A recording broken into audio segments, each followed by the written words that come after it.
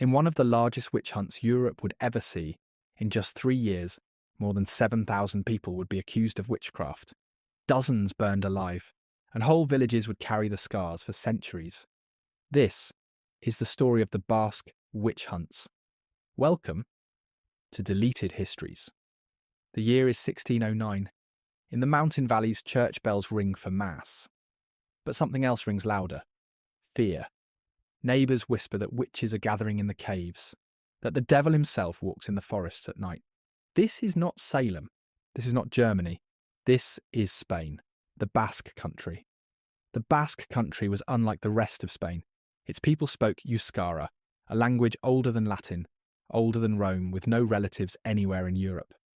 Its valleys were isolated, cut off by mountains, where old traditions endured long after the rest of Spain had changed. Children grew up hearing tales of spirits that haunted rivers and caves. Women carried herbal knowledge passed down for generations. Old men told stories of Mari, the goddess of the mountains, who could bring storms or fortune. To outsiders it looked pagan, primitive. To the Basques it was simply life. But in the early 1600s, Spain was tightening its grip. The Catholic Empire fought wars abroad and heresy at home. In a world of war, plague and famine, suspicion was easy to plant it. And in the Basque valleys, suspicion would soon grow into fire. It began with a girl. A teenager in a small Basque village claimed she had seen women flying through the night, that they gathered in secret caves where the devil appeared, where children were baptized in fire, where women kissed a black goat as their master. Soon others began speaking. Children described Sabbaths in the hills, torches glowing in the dark, feasts with human flesh, dances around flames. The more questions were asked, the more the stories spread. And once a whisper became an accusation, every misfortune could be explained. A sick cow? Witchcraft. A failed harvest? Witchcraft. A child who did not wake in the morning? Witchcraft. The idea was terrifying and irresistible. In 1609, the French Basque region received its judge, Pierre de Lancre. De Lancre was a magistrate, but also a zealot. He had written about demons, convinced they lived among common people. When sent to the Basque lands, he believed he had found a place of unique corruption. He described the Basques as half demon, half savage. He claimed their women were lascivious, their dances obscene, their customs dangerous. To him, every song, every festival, every unfamiliar word of Euskara was proof of heresy. De Lancre unleashed a purge.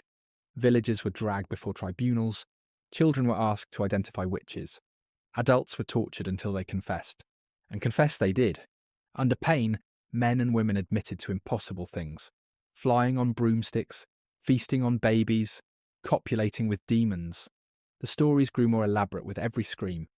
And for de Lancre, that was enough. But de Lancre's crusade went beyond trials. He declared that Basque women were more dangerous than soldiers. That their very joy, their songs, their laughter, their independence, proved they were allied with the devil. In truth, his witch hunt became an outlet for paranoia, prejudice, and desire disguised as faith. Between 1609 and 1611, hundreds were accused in the Basque valleys. At least 80 were executed, many by burning.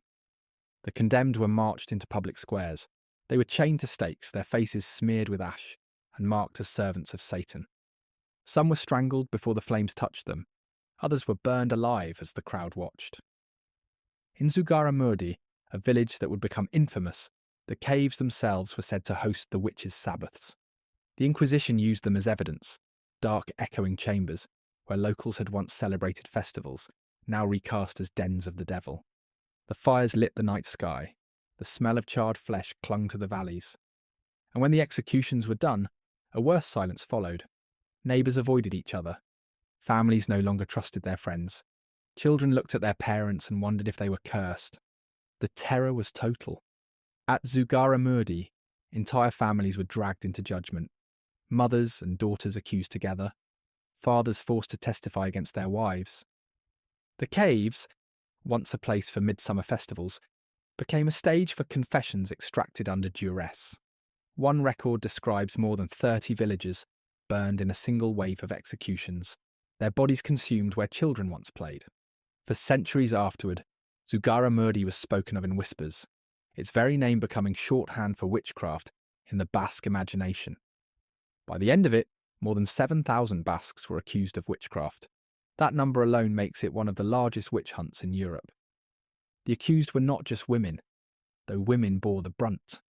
Men, children, even entire families found themselves named.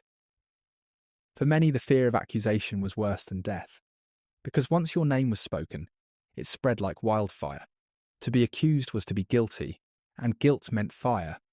But not all inquisitors agreed.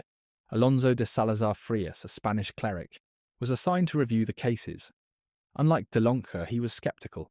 He travelled through the Basque valleys, interviewing thousands of accused witches. He found patterns. Most confessions came from children. Many described dreams or visions rather than real events. Others confessed under torture, desperate to end the pain. Salazar wrote, "There are no witches, nor bewitched, until they are talked about." It was a revolutionary statement, a recognition that the very act of accusation created the witch. And remarkably, Madrid listened. Salazar's work was painstaking.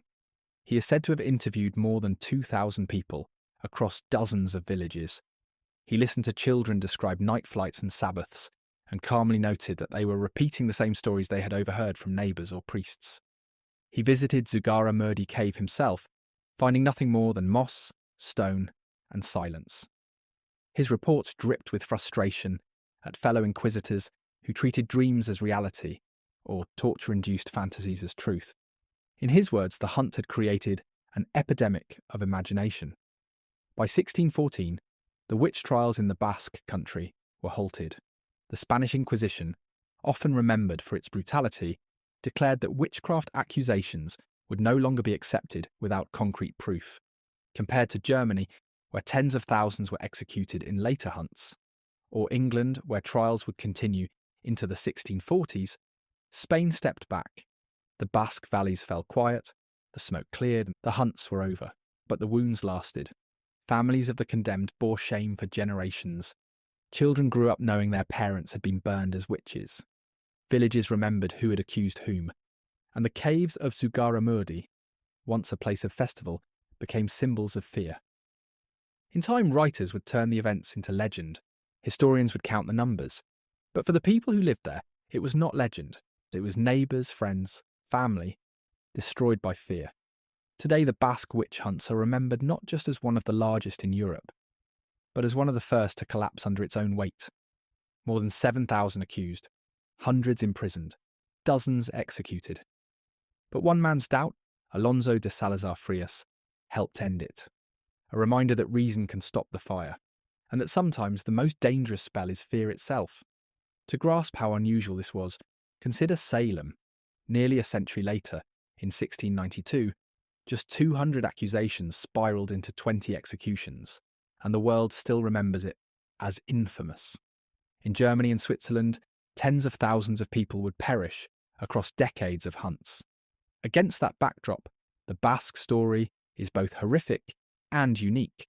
Horrific for the scale of accusation, unique for how quickly it ended. Spain became one of the first powers in Europe to pull back, not because it grew kinder, but because it recognised the madness of its own methods. The Basque valleys are quiet now. The smoke has long since faded. The names of the condemned are carved into stone, but the echoes of accusation still linger. And just like that, the hunt was over. This has been Deleted Histories. Subscribe for more chilling, strange, or forgotten history. Until next time.